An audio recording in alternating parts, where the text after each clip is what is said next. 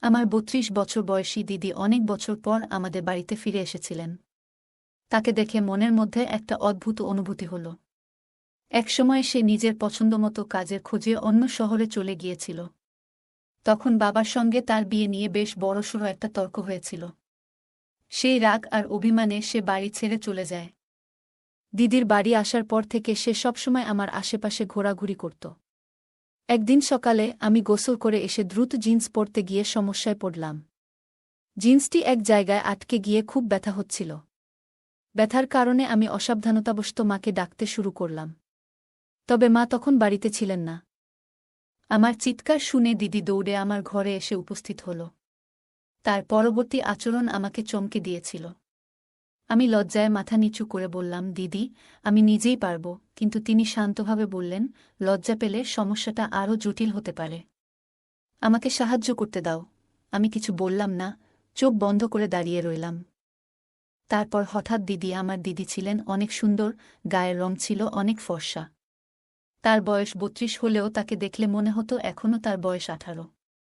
কারণ তিনি তার শরীরের অনেক যত্ন করতেন, যা তাকে অনেক আকর্ষণীয় করে তুলত। জানি না কেন তিনি এখনও বিয়ে করেননি। আমার নাম ঈশান।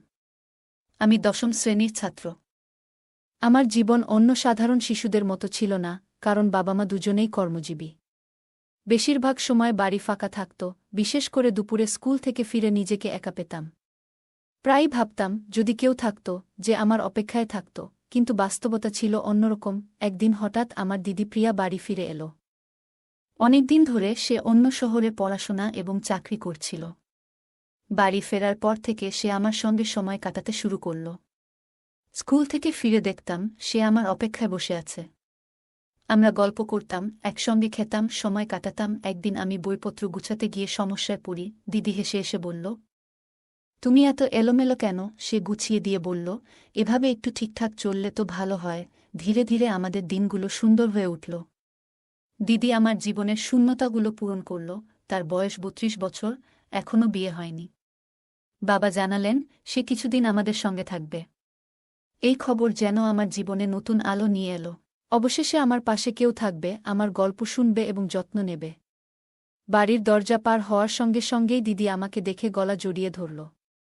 সে হাসিমুখে বলল, তুই তো অনেক বড় হয়ে গেছিস ঈশান। তার কণ্ঠে এমন একটা মমতা আর ভালোবাসা ছিল, যেন আমি পৃথিবীর সবচেয়ে সুখী মানুষ। ওই মুহূর্তের অনুভূতি আমি কোনো কথায় প্রকাশ করতে পারব না।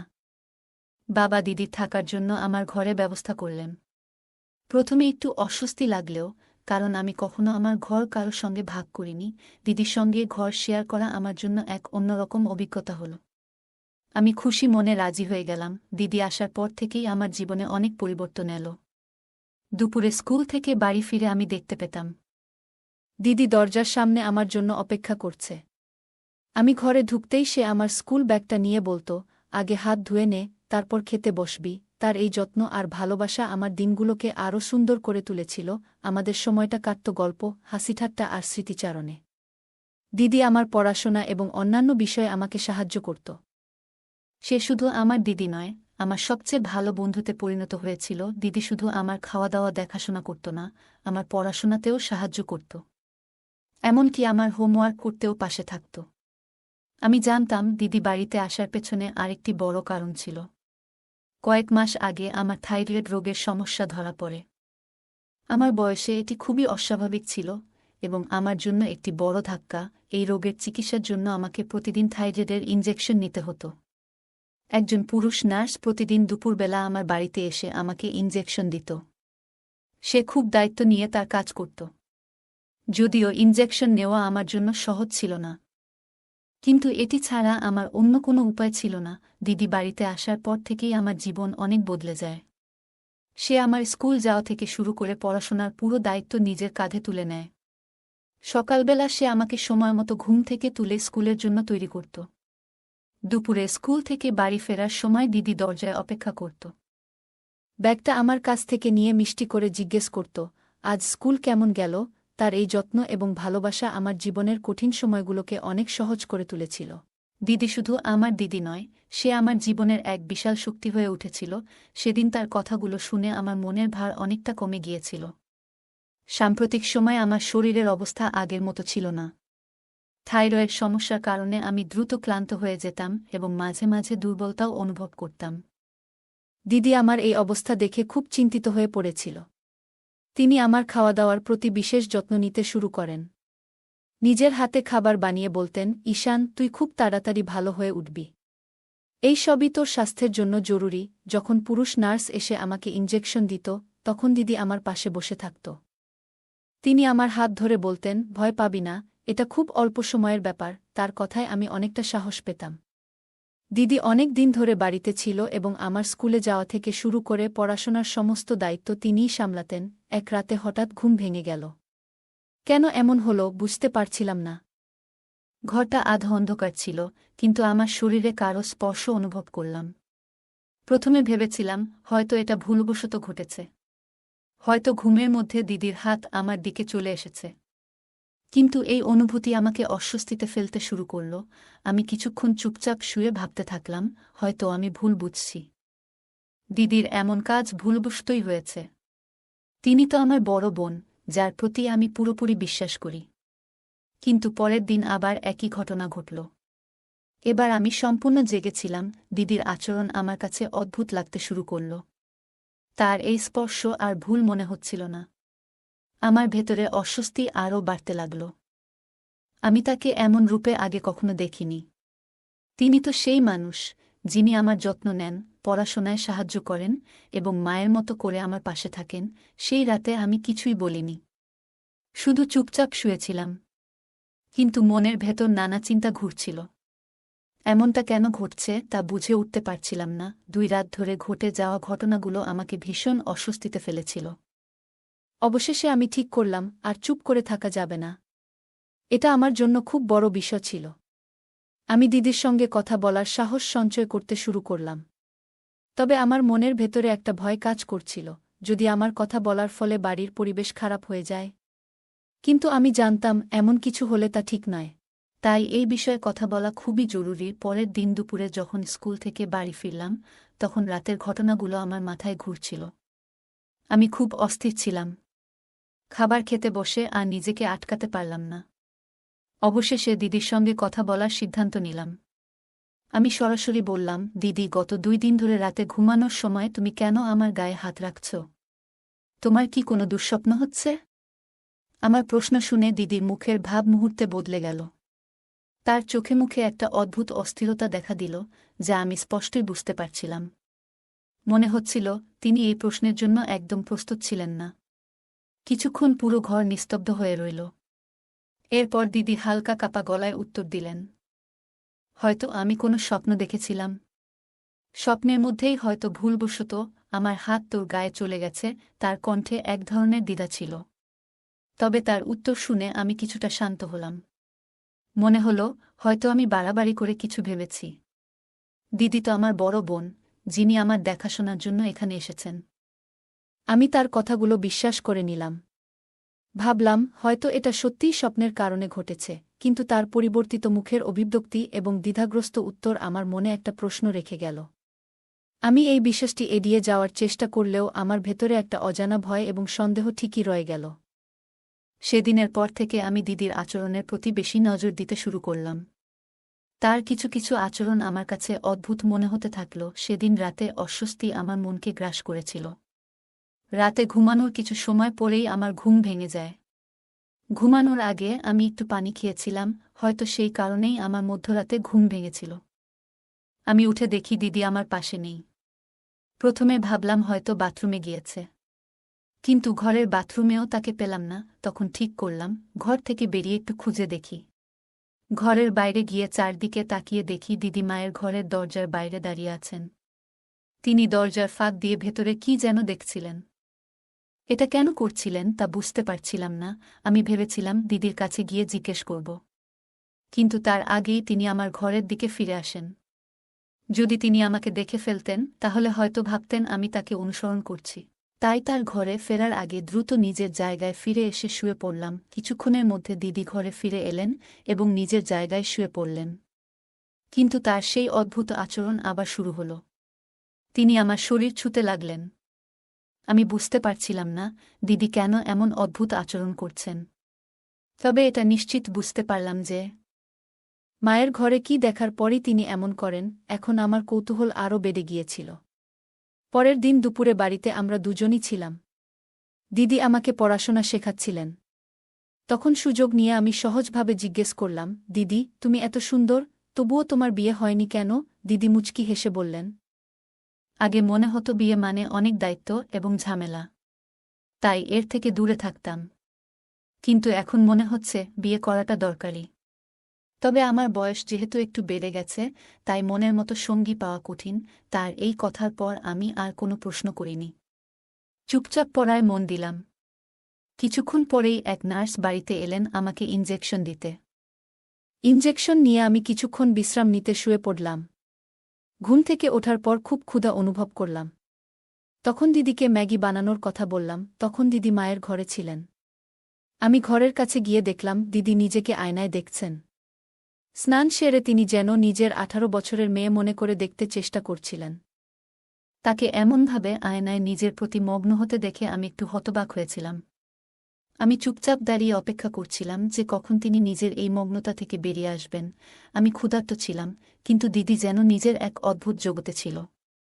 নিজেকে নায়িকা মনে করে আয়নার সামনে বিভিন্ন ভঙ্গিতে দাঁড়িয়েছিলেন। ক্ষুধার তীব্রতায় আমি আর সহ্য করতে পারলাম না। অবশেষে তার ঘরে গেলাম। আমাকে দেখে দিদি হালকা লজ্জা পেলেন এবং একটু হাসলেন। তিনি তখন স্নানের পোশাক পরা অবস্থায় ছিলেন। আমাকে দেখে বললেন, উঠে পড়েছ ঈশান? তাহলে বলো তো, আমি কেমন দেখাচ্ছি? আমি আসলে ক্ষুধার জন্য তার কাছে গিয়েছিলাম।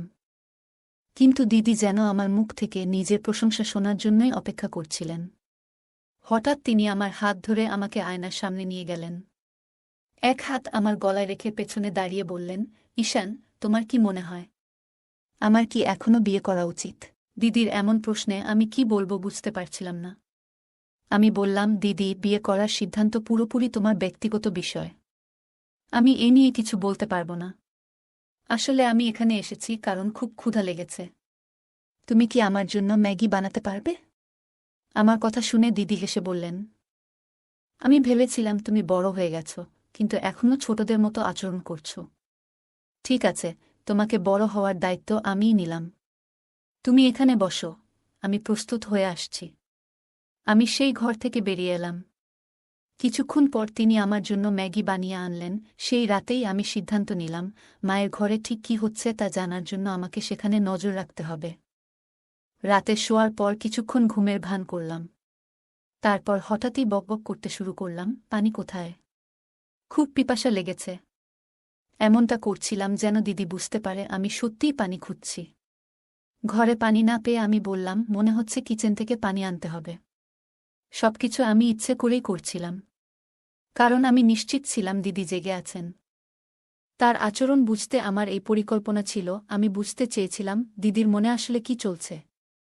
রাতের সময় পানি খুঁজতে ঘর থেকে বেরোলাম। তবে রান্নাঘরের দিকে না গিয়ে আমি মায়ের ঘরের দিকে পা বাড়ালাম। দরজাটা সামান্য খোলা ছিল। আমি ভেতরে উকি দিয়ে যা দেখলাম তাতে কিছু বিষয় স্পষ্ট হয়ে গেল। মা আর বাবা একসঙ্গে বসেছিলেন। বাবা মাকে আলতো করে কাছে টেনে নিচ্ছিলেন। এই দৃশ্য দেখে আমার মনের মধ্যে কিছু চিন্তা পরিষ্কার হতে শুরু করল। আমি তখন চুপচাপ নিজের ঘরে ফিরে এলাম। ঘরে এসে দেখলাম দিদি আগের মতোই শুয়ে আছে। তবে আমি নিশ্চিত ছিলাম সে ঘুমিয়ে নেই। তার মনেও নিশ্চয়ই কিছু চলছিল।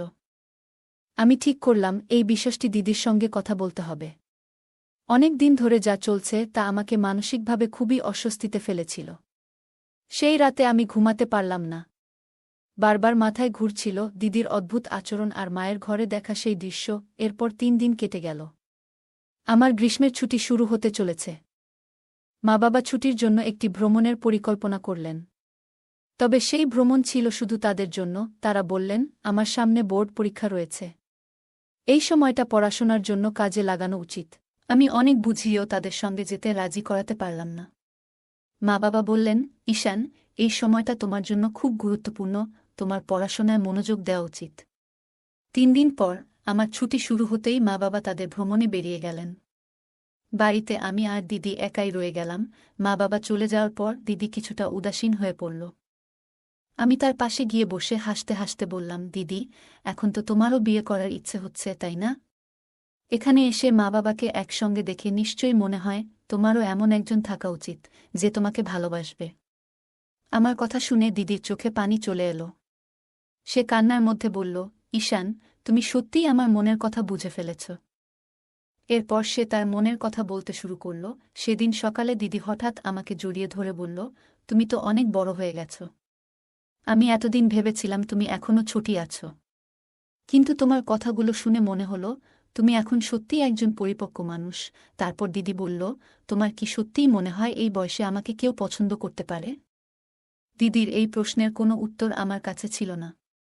তবে সেই দিনের পর থেকে দিদির আচরণে এক আশ্চর্য পরিবর্তন দেখা দিল। দিদি মায়ের কিছু স্টাইলিশ পোশাক পরতে শুরু করলেন। দিদিকে ওই রকম পোশাকে দেখলে আমারও চোখ আটকে যেত। বিশেষ করে যখন তিনি মেকআপ করে সেজেগুজে আসতেন, তখন তিনি আমার কাছ থেকে প্রশংসা শোনার জন্য অপেক্ষা করতেন। শুধু তাই নয়, মাঝে মাঝে আমার সঙ্গে ছবি তুলতে চাইতেন এবং ইচ্ছাকৃতভাবে আমার কাছাকাছি থাকতেন। তার আচরণ আমার মনে কিছুটা অস্বস্তি তৈরি করেছিল। তবে আমি কিছু বলিনি। একদিন সকালে আমি গোসল করে এসে দ্রুত জিন্স পরতে গিয়ে সমস্যায় পড়লাম। জিন্সটি এক জায়গায় আটকে গিয়ে খুব ব্যথা হচ্ছিল। ব্যথার কারণে আমি অসাবধানতাবশত মাকে ডাকতে শুরু করলাম। তবে মা তখন বাড়িতে ছিলেন না। আমার চিৎকার শুনে দিদি দৌড়ে আমার ঘরে এসে উপস্থিত হল। তার পরবর্তী আচরণ আমাকে চমকে দিয়েছিল। তিনি আমাকে জিজ্ঞাসা করলেন, কি হয়েছে ঈশান? আমি সবকিছু খুলে বললাম। তিনি হেসে বললেন, তোমার মাও বাড়িতে নেই, তাই তোমার সমস্যা মেটাতে এখন আমাকেই এগিয়ে আসতে হবে। আমি লজ্জায় মাথা নিচু করে বললাম, দিদি, আমি নিজেই পারব। কিন্তু তিনি শান্তভাবে বললেন, লজ্জা পেলে সমস্যাটা আরও জটিল হতে পারে। আমাকে সাহায্য করতে দাও। আমি কিছু বললাম না, চোখ বন্ধ করে দাঁড়িয়ে রইলাম।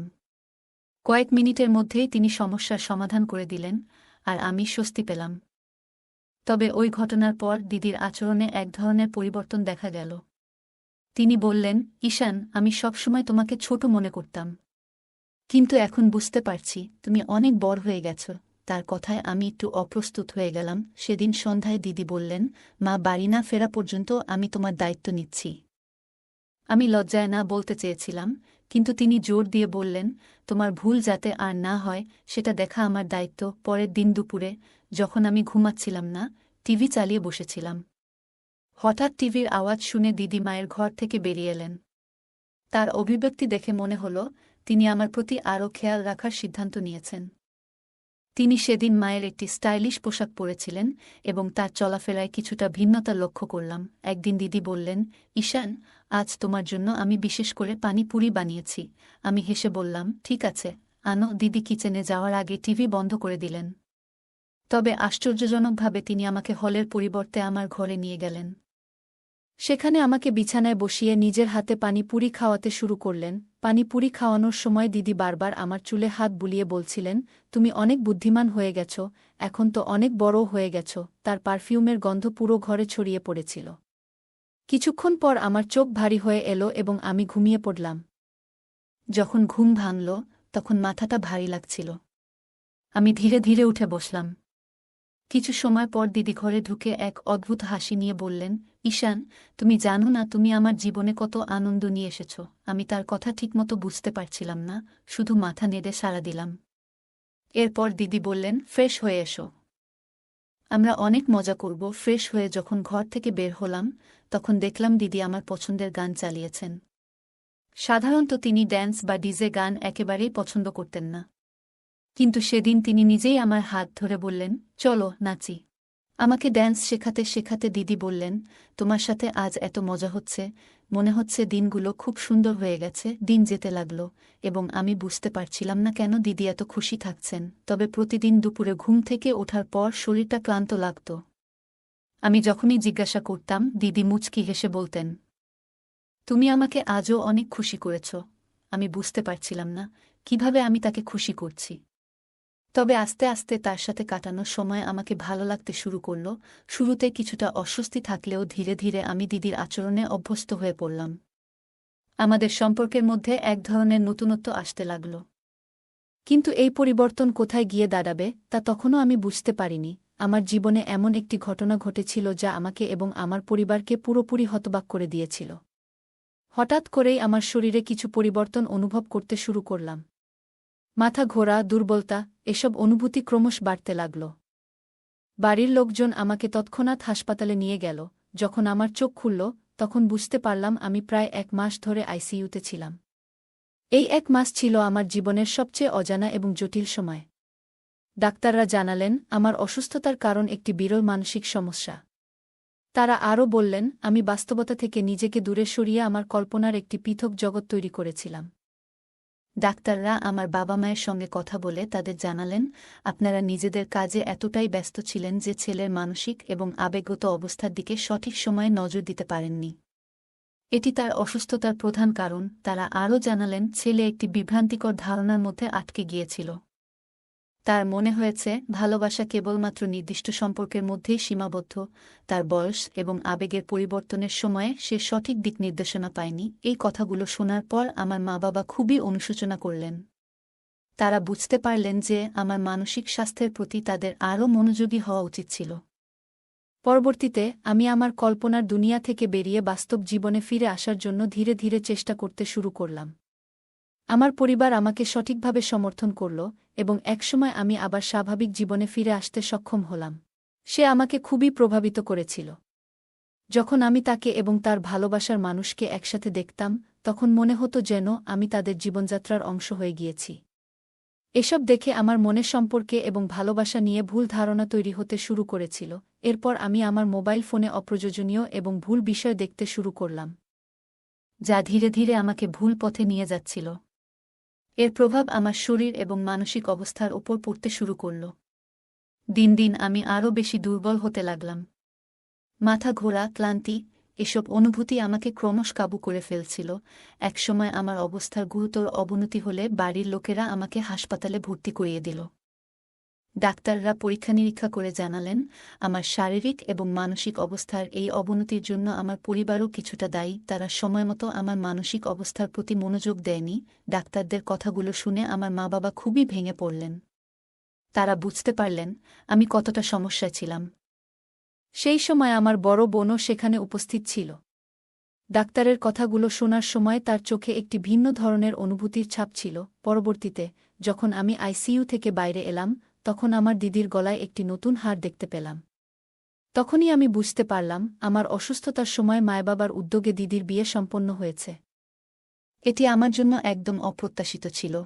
এটি জানার পর আমার মনের মধ্যে মিশ্র অনুভূতি তৈরি হল। আমি বুঝতে পারছিলাম না আমার মনের এই অনুভূতিগুলো ঠিক কিনা। এটি ছিল এমন একটি মুহূর্ত যেখানে আমি বাস্তবতা এবং নিজের আবেগের মধ্যে পার্থক্য করতে শিখছিলাম। আমার অনুভূতি এবং চিন্তাগুলো বোঝার প্রয়োজন ছিল।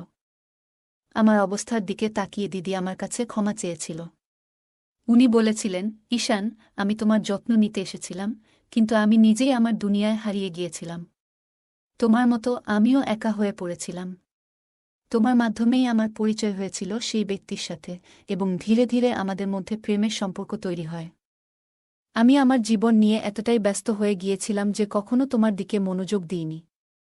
এটা আমারও ভুল ছিল। দিদির কথাগুলো আমাকে গভীরভাবে ছুঁয়ে গিয়েছিল, কিন্তু আমি কোনো উত্তর দিতে পারিনি। কারণ সেই সময় আমি কথা বলার অবস্থায় ছিলাম না। আমি নিজেও বুঝতে পারছিলাম না যে আমার সাথে কী ঘটছে। আমার মানসিক অবস্থার কারণ সম্পর্কে আমার কোনো ধারণা ছিল না। পুরো ব্যাপারটাই আমার জন্য এক বিশাল ধাঁধা হয়ে দাঁড়িয়েছিল। যখন আমার অসুস্থতার বিষয়টি স্পষ্ট হল, তখন মা-বাবা সিদ্ধান্ত নিলেন যে এবার তারা নিজেরাই আমার যত্ন নেবেন। সেই দিন থেকে তারা আমার সাথে কথা বলা শুরু করলেন এবং ধীরে ধীরে আমি অনুভব করতে লাগলাম যে ভালোবাসা শুধু প্রেমিক-প্রেমিকার সম্পর্ক নয়। এটি মা-বাবা ও সন্তানের মধ্যেও গভীরভাবে বিদ্যমান। মা-বাবা আমাকে বুঝিয়েছিলেন যে পরিবারের উপস্থিতি এবং যত্ন সন্তানের জন্য কতটা গুরুত্বপূর্ণ। তারা আমার সাথে আরও বেশি সময় কাটাতে লাগলেন এবং আমার অনুভূতিগুলো বোঝার চেষ্টা করলেন। ধীরে ধীরে আমি বুঝতে পারলাম যে সন্তানেরা তাদের মা-বাবার কাছ থেকে যে ভালোবাসা এবং মনোযোগ পায় তা অন্য কোনো সম্পর্ক থেকে সম্ভব নয়। আমি বুঝতে পারলাম যে যে কোনো সম্পর্কের শক্তি এবং সৌন্দর্য তার মধ্যে থাকা বিশ্বাস এবং বোঝাপড়ার উপর নির্ভর করে। মা-বাবা আমাকে শিখিয়েছেন যে আমাদের কখনোই আমাদের সন্তানদের একা ফেলে রাখা উচিত নয়। তাদের মানসিক এবং আবেগত স্বাস্থ্যের যত্ন নেওয়া আমাদের জন্য সবচেয়ে গুরুত্বপূর্ণ। আজকের দিনে অনেক মা-বাবা আমরা ক্যারিয়ারের চাপে প্রায়ই সন্তানদের অনুভূতি ও প্রয়োজন উপেক্ষা করি, যা তাদের মানসিক স্বাস্থ্যে গভীর প্রভাব ফেলে। একাকিত্ব, বিষণ্ণতা এবং মানসিক সমস্যার শিকার হয় তারা। সন্তানদের সুস্থ ও সুখী রাখতে হলে তাদের সঙ্গে বন্ধুর মতো আচরণ করা, মনের কথা শোনা এবং মাঝে মাঝে ঘুরতে নিয়ে যাওয়া জরুরি। ছোট ছোট কাজ তাদের মানসিক শান্তি ও সুখ এনে দেয়। তাদের সঙ্গে সময় কাটানো, ভালোবাসা প্রদর্শন এবং মজবুত সম্পর্ক গড়ে তোলা তাদের মানসিক ও শারীরিক বিকাশের জন্য গুরুত্বপূর্ণ। মা-বাবার সমর্থন সন্তানদের জীবনের চ্যালেঞ্জ মোকাবিলায় শক্তি যোগায়। তাই তাদের মানসিক স্বাস্থ্য ও সুখ আমাদের প্রথম অগ্রাধিকার হওয়া উচিত। বন্ধুরা, এই ছিল আজকের আমাদের ছোট্ট গল্প। কেমন লাগল আপনাদের? কমেন্টে জানাতে ভুলবেন না। যদি ভালো লেগে থাকে তাহলে অবশ্যই লাইক করুন এবং আপনার বন্ধুদের সাথে শেয়ার করুন। এরকম আরও সুন্দর গল্পের জন্য আমাদের চ্যানেলটি সাবস্ক্রাইব করুন এবং বেল আইকন চাপতে ভুলবেন না, যাতে আমাদের প্রতিটি নতুন গল্প আপনি মিস না করেন। ধন্যবাদ।